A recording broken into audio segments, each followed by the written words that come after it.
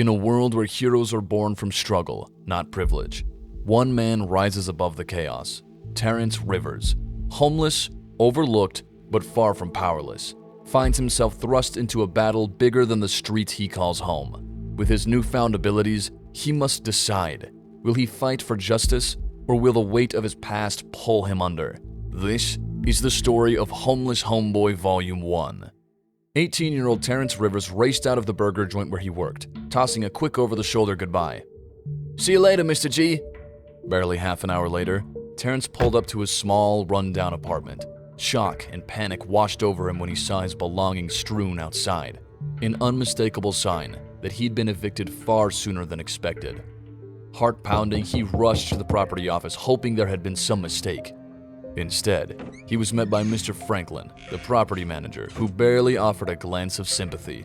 "You're 2 months late on rent." That single, blunt statement shattered Terrance's hopes. He tried to protest, mentioning the 30-day notice he'd received only 2 days prior, but the reality was clear. There would be no last-minute reprieve, no renegotiation of terms. In a haze of anger and disbelief, Terrance was forced to accept that he'd just lost the little space he called home. Mr. Franklin sat rigidly behind his desk, glaring at Terrance with an impatient, dismissive air.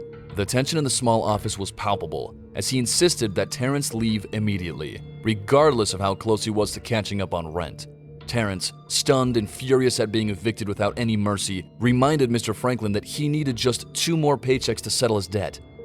But the landlord cut him off, scoffing at Terrance's hopes, lumping him in with the other so-called "rapper guys," a label that instantly sent Terrance's frustration over the edge. Unable to contain his anger, Terrance snapped back. He hurled a biting insult at Mr. Franklin's appearance and breath, demanding to know what right the landlord had to judge him. Seemingly unfazed, Mr. Franklin threatened to call the cops if Terrance didn't leave, making it clear there would be no room for negotiation. Realizing the confrontation was headed nowhere, Terrance spun on his heel and yanked open the door. As he stepped out, he shot Mr. Franklin a final glare and muttered, "Man, I'm out of here." The office door slammed shut behind him, and with that abrupt exit, Terrance's world took yet another hard turn. Now he had no roof over his head, no time left to reason with anyone, and nowhere to go. Terrance stepped outside, still reeling from the eviction, when his phone began to vibrate in his pocket. He answered hesitantly, recognizing his boss's voice on the other end. Through a strained sigh, Mr. Gillard mentioned a recent shortage in the restaurant's cash drawers and some newly reviewed camera footage. "I saw you stuffing cheeseburgers in your pockets," came the quiet accusation. "We have to let you go." The call ended abruptly, leaving Terrance staring at his phone in disbelief. First his home, now his job, both gone within the same day. Confusion and hunger gnawed at him as he wandered the streets, watching daylight fade into evening.